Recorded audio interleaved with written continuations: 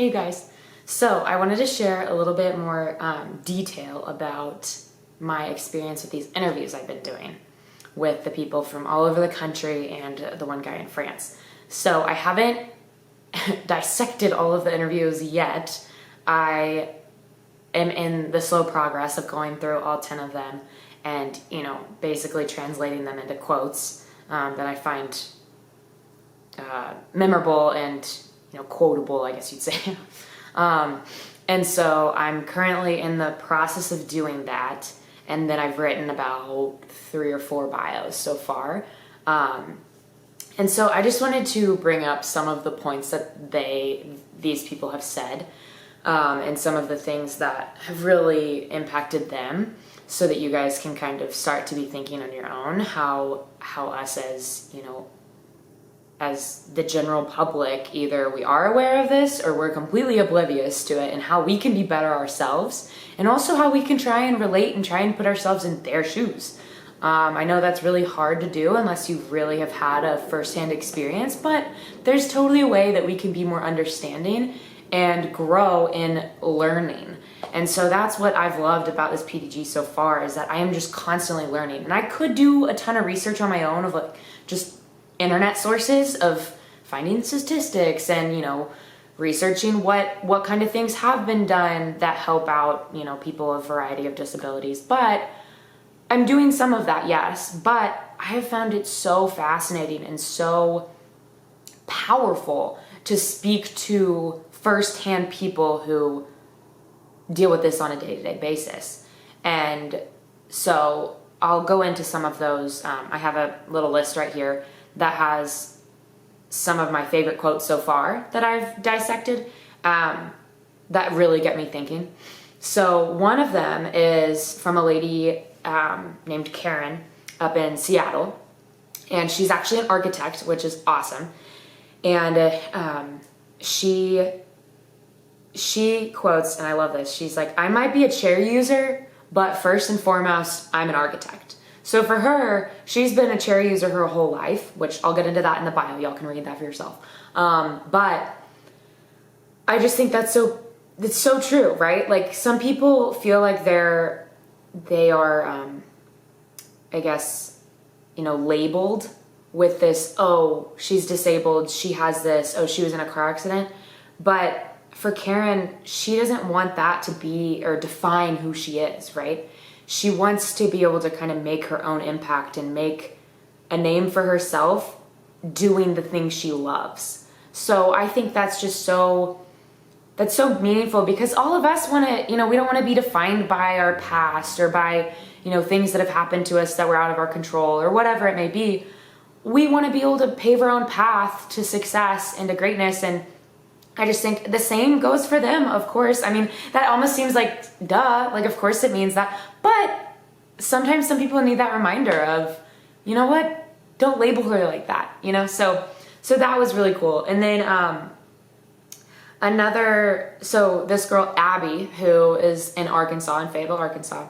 I actually played I do play Ultimate, but I actually played volleyball with her sister, so this is how I knew about Abby's incident. So Abby was 19 when she woke up and found out she had a stroke in her spine, which is unheard of, first of all, just in general, and then second of all, for someone her age. Like, she's the first who's ever been 19 and had a stroke in her spine. So pretty wild. And Abby explained that she did learn how to walk, so that's good. But at first she was like, this wheelchair is offering me freedom, and like they're her new legs. But where the freedom ended was when the spaces around me did not accommodate my new life. So that's powerful, because again, things like this can happen so unexpectedly, and we can't predict what those may be and how it may happen and when it may happen. But it's just, she was grateful to have the wheelchair because she could actually move around. And because the stroke in her spine left her paralyzed from the waist down. And so it was hard to move and do the things she used to do, but then slowly rehab and everything was able to get her to a better place. But it's interesting how, you know, certain spaces in the built environment can limit what you do. And then that also leads me into the next quote from this lady named Amy, who's paraplegic. And she says, she likes to quote, like, "I'm not disabled. The environment is what makes me disabled." Just think about that. Like, how powerful is that statement? And especially me being an interior designer, I'm in awe by that because it's so true. Like, she has her independence. She can do certain things because she's not quadriplegic, she's paraplegic, which means she can use, you know, her arms to the full capacity. But some people don't have that luxury, like my Aunt Kim does not. But I just think that it's so true because certain things, like, she's not able to get into this restaurant because there's stairs and she can't get up and they don't have access to a ramp or whatever it may be. Or, you know, she might not be able to do this, do that. I mean, she's played in all these sports, these wheelchair sports. She's a coach of the wheelchair rugby team, like, so freaking cool. And she's not letting anything stop her. So I just think I've just learned so much about these people, but they've taught me a lot.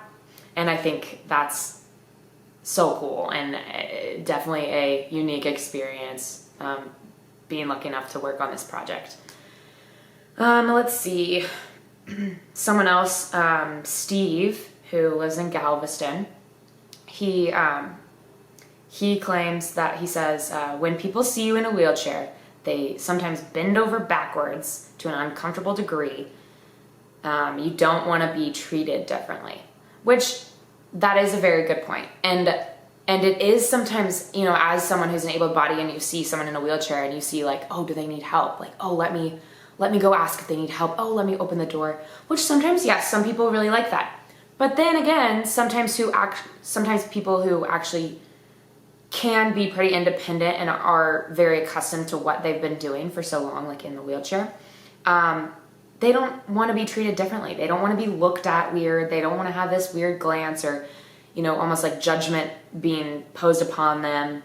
And that's where it's hard for people like us who, like me, who, you know, go about our own day, walking around fine, and then we see someone and we want to help them, but do we help them? Do we ignore them? Do we not look at them? Like, what do we do, right? And so by talking to people like Steve, it's definitely opened my eyes of, okay, there's a certain degree that people would want help, but then again, like Steve, he told me that, you know, he's comfortable asking for help if he needs it, but he'll ask you if he needs it, right? Like, he doesn't want someone to just assume that he needs help or, you know, go out of their way to do it.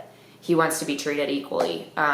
And that's just with anyone that has something different about them. We all want to be treated equally no matter what.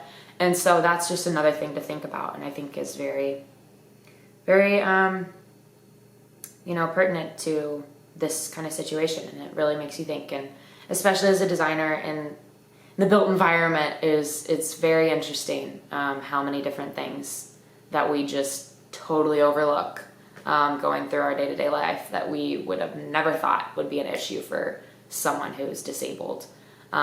So just some things to think about. Those are some of my favorite quotes so far. And hopefully, you know, within the next week or so, I will do another video with some more of my quotes from other people that I've talked to as I slowly dissect these interviews. So it's been super fun so far. So please subscribe and let me know what you think. And if you have any comments, please share or reach out to me. So thanks so much.